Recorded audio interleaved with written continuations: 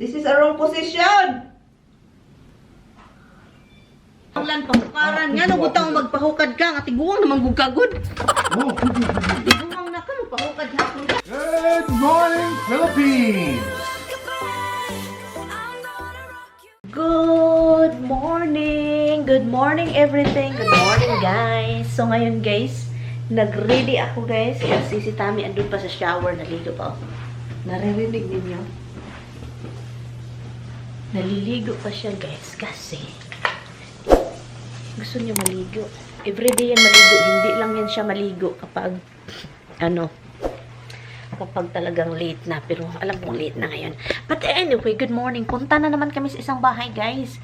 Kailangan naming magpunta doon kasi ito yung mirror na nakuha natin galing basura, oh. Kailangan naming magpunta doon kasi may taong pupunta doon sa bahay para magtingin-tingin sa plumbing. Yung bibili ng bahay, titingnan nila yung plumbing, pina-check nila kasi kapag sa kanila na yung bahay daw, gusto nilang as in mabilisang gawa, mabilisang, alam mo yun na, mabilisang construction kasi gusto na talaga nilang pumunta, makatira doon, kaya binilisan nila. And then, yun, at saka yung sasakyan din ni Tami, sasakyan ni Bian na na-transfer na sa pangalan ni Tami, maghintay na lang ng ilang days bago talaga email yung final na kay Tami na yun. So yun. And anyway guys, ito yung nakuha ko sa basurahan guys. Tinatry ko siya kahapon or the other day. Pangit guys. Yung mata mo magbablock eye. Nagmo-move siya. Ito siya. So pumunta lang ako dito kasi gusto kong magkilay. Magkilay ng magkilay. Magkilay ni inabaraw. So, hinihintay ko lang si Mr. guys kasi matagal pa yun. Naliligo pa guys. Ginoo ko. Tapos na siya. Narinig ko tapos na. And usually, I put foundation on pero nag-relax muna ako sa foundation. Na-relax muna ako sa foundation kasi yung mukha ko guys na yung skin ng face ko ba? Nagbabago. Ang daming dark spots. Hindi naman maganda yung skin ko talaga, pero na-notice ko yung mukha ko usually wala itong mga dark spot. Yung mga prickles ba yung tawag? Hindi naman ako mestizo eh. Ito siya pimples, pero maraming dark spots guys. Hi guys, hindi na nga ako nakapag-lipstick. Wala nang lipstick dahil sa nagmamadali. I have a lipstick pala, uy. Luckily, I bring lipstick with me. Oh, diba?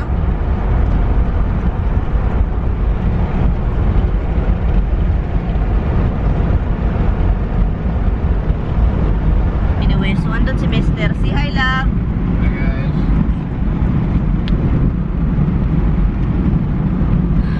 There's no sun. Walang araw, guys. It's warm. The weather, guys, it's 56 degree this morning. Right now it's 63. 63 now. Wow, summer is coming. You have that many axles for how much weight? You've got a lot of weight on it.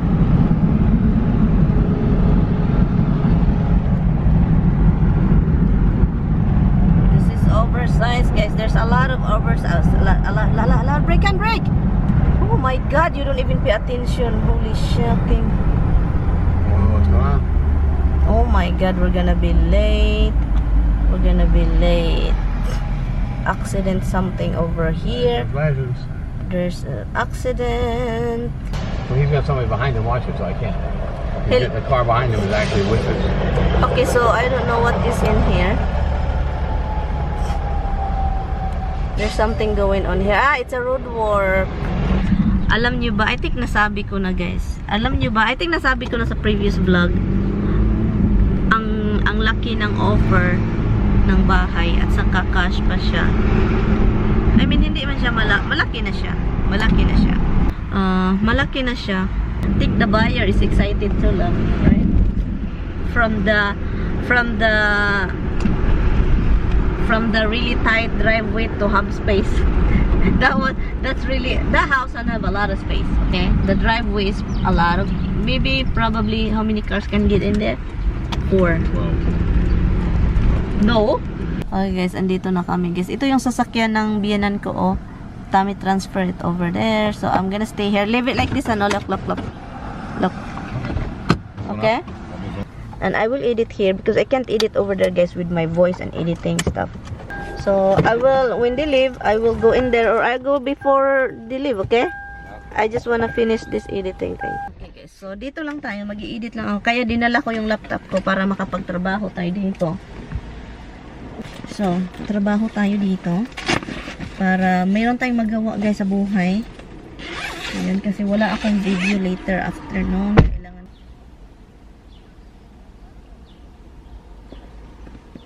May naririnig akong salita. Hindi pa ako tapos sa pag-i-edit guys. Umuwi na yung mga tao dyan. I think i-drive ito ni Tommy pa punta sa driveway. And what's going on? You going in or you staying out here? Are you gonna park this over there? I could. Hold on, there is a garbage. Is that a garbage? Yes. It's probably somebody's car that we know. To drive That guy has a nice one. the Ford? The Raptor. The Ford, yeah. It's an F-150 Raptor. Just look. Gorgeous. Yeah, He but said he was thinking about the Ram, and then he decided the Ford. He liked the Ford. kiss really? I said, yeah, the Ram is nice. Okay. Kakaalis lang yung mga tao. Na-curious ako kung anong ginawa nila dito. That was very fast. That was very fast, Han? Yeah, well, there's problems. Huh? Because there's problems. What is the problem? They can't fit the tank in. Huh? They can't fit the tank. Oh, so what is it now? You gotta use that underground. Ah, the thing, the tank cannot get in. Yeah, of course cannot get in. You know, Well, the guy told him it could. whose guy? That same guy that was here today. The guy with the beard. Yeah, but why he said he could? Now he says he can't. So how can he get that in? Well, two things. You know, I you know, the guy behind the house, it was his call, obviously. He says you can put an underground tank again. Because I thought they made them illegal. No, you could. It's a different kind of tank, but you can put an underground tank. And it can't be as big as that one. It'd be about half the size of that one. Which is fine. Still be bigger than what you put in the basement. So I said, you know, digging the ground up anyway, digging the tank out, I would go with the underground tank. Me? That's what I would do. This way it's not inside the house. You're losing space inside the house. But he wants inside the house, so then he's talking about cutting that wall next to the door. So you can go straight down the stairs. So make this bigger door. No, then rebuild the wall. Holy shit. Cut it open so you can go Is straight that down more the stairs. job? More Yeah, work? well, he's a construction guy, so how? Me, I disagree with him. To me, if you're gonna do that, why would you want to have this big tank in that area? Supposedly the wife They is are coming. family. No. The No. wife didn't come. That's his realtor. That black woman that was here. Yeah. That's his real estate agent. Okay, but I'm talking about these 4 guys, right? 3 guys, always in that truck. Okay, lost it. It's No. him and his brother and one of their workers. He's got a construction company. They're looking to see what they could do here. Yeah, and then they're probably gonna sell this, honey, in the higher price. That's what I'm thinking. I think they are partners, and they're gonna sell Maybe. this house. Maybe. You know, I got no control of that. We ask them and they tell us what to do. But it's not necessarily because, Well, if, you know, if the family, you know, wife is excited, oh, they come here and look. But every time that guy here, there's no wife. The wife is always be the one, honey, that always go with him and look the house. But I think this one, after they do, well, she should be before the contract, yeah. I think, He already signed the contract. look, We didn't sign yet. They sent it to Andrea. She asked him a couple questions. She's waiting for answers, then she'll send it to me. oh, they really are really hurry up. Because, hon, I think, hon, they are like fixer-upper people, hon. It's possible. But it doesn't matter if it's fixer-upper. It's not like a company buying it to make it like a slum house. Right. At least they're fixing it for another family, right? That means they will earn more. That's the good thing about this fixer-upper, because you cannot do it alone. You have to have a partner. They will fix it. They will make this nicer. They will probably break this wall and leave the fireplace and leave it to fireplace. Well, be careful. Well, You can't. There's a whole chimney goes up in here. And they are construction people. They know. You can't break the chimney. I don't give a shit if you're a construction person or not. The chimney is not that low. And you can't This is the chimney here, And you right? can't break a load-bearing wall. There's a chimney here. Put a fireplace in here, and behind this cabinet is a chimney. So you cannot break this door here and break this hand and leave that chimney in the middle. You can break part of this. You can go straight through here, but How about you can only in go this so thing? far. And remember, load-bearing. You can't break a load-bearing wall. It holds the weight of the house. Oh, really? You can't. The whole house falls. Like, They like can, honey, I wanted to cut this wall open and for they the air can, conditioner in the kitchen. yeah, they can break this. What's No, in you here? can't break that. I wanted to cut that wall open just to put an air conditioner in there. No, it's a load-bearing wall. You can't cut into it. So this shape of the house is it? You cannot just like make it open. No, you can like this wall. I mean, you can restructure some of it, but you have to know which walls can be modified. You can't just modify anywhere because you don't like it. Where the beams that hold the house are, you can't I know that. alter those beams. So they're gonna change the stoves, this, and clean it up, change the thing, and change the color, and change the positioning, and make the floor. Oh my god, this is gonna be nice. And you think they can sell this for like 800, huh? Maybe If more. it's nicer, right? Maybe more. It depends. They make the yard Of course, nice. it also depends what happens in the housing market and the time involved. Wow, design already, huh? Yeah. Okay, guys. So yun yung ano, guys. So that That means is $413 for 4 tires. how much? They're really cheap tires, but $413. Okay guys, sundan ko lang si Tommy guys. Sundan ko siya kasi i-drive niya yung isang sasakyan. And then, ayaw ko naman mag-drive sa city eh. Sa ano ba? Sa Bronx. Look, yung sasakyan ni Bianan, ida-drive niya yon doon.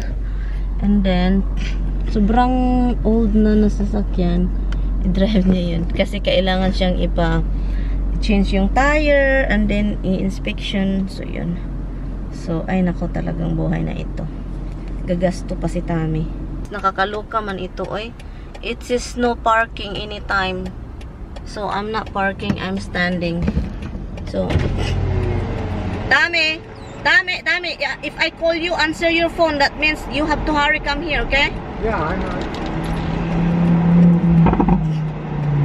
Kaluka man ito. Ay, this is, kaya ito guys, ayaw ko talagang park dito sa Bronx.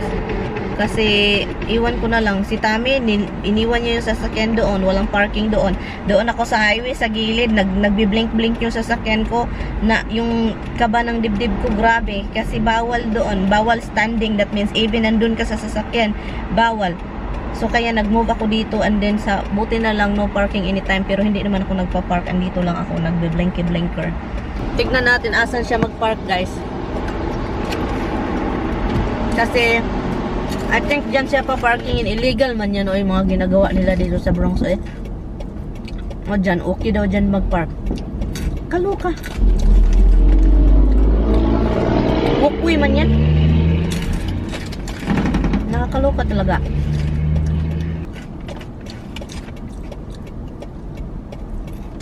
Oh, he's taking out the chandelier. I thought you have to shut it off. Wait, be careful. Oh my god. Oh my god.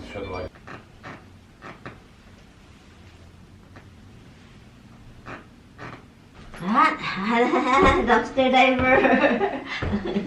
Dumpster diver. Oh, this is heavy, love. Yep.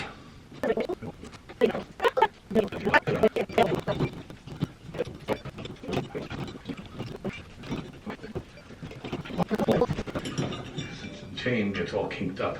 Then I will turn it. Okay. Alright, hold it there for a minute.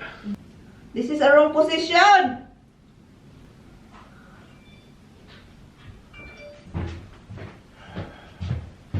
See if I can bend this link. Okay, can we hold this first because I have to reposition my hand. Yeah.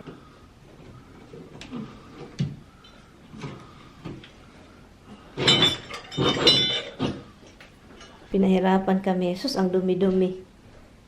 Kailangan na talagang linisin, guys. Sus, ang dumi. Grabe. It's really thick. Nang dumi. how many years itong hindi inano. Tignan nyo guys, dahil hindi makalit go si Mister, ang ginawa niya is pati mga light kinuha. Kasi sabi pa niya, it's a real crystal daw. Careful with your eyes. So yun, kaya hindi makalit go. Next, ang tatanggalin nito guys is yung bedroom niya guys. That's his next goal.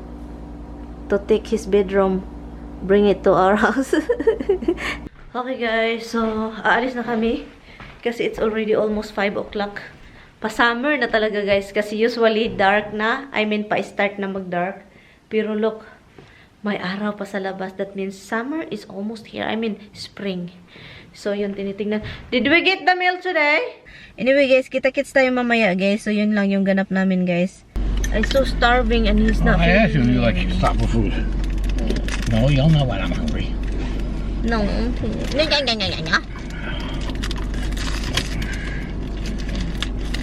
So I will be eating. I will be a messy eater here. Where's my camera, love? Sitting there. Oh. Like, where's my glasses? It's in your eyes. Ay, nako guys. Ito na guys. Kumakain na. Gutom na yan. Gutom.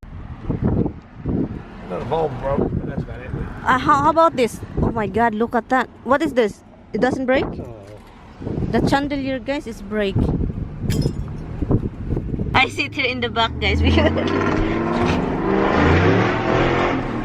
look, this is with flying. This one. So I have to sit here like a Philippine thing, like this. Look. Because I would have just waited for traffic. And then I sit there blocking traffic and trying to let me go. So this is, guys, this is a Philippine thing. only in America. Only in the Philippines. Nagbilang ka na ko diri guys. Nilupad man. Kasi tami, niliko. Sobrang paspasa man. Liko da. Lupad lagi. Migani wa nabuak. Kung nabuak pa nina. Kung nabiak pa ito, wala. Walay. Ay. Atita nun siya. Drive siya. Lolo. Hi guys. Bahay na po kami guys. And hindi naman ako magluluto. Ang gagawin ko na lang is magpakain ng mga alaga. Yun guys, oh, lumipad tayo ng chandelier ni Tamimoy. Lumipad. Buti na lang hindi na nagiba. Kasi pag na broken talaga. Hala, my hand is shaking, Han. Han, what is this, Han? It's just shaking, Han. Han. Malnourished. Malnourished. This is the malnourished that eat a lot of rice. Bago kami kakain, ano lang, ay, puti. Ano lang ako magluto ng chicken.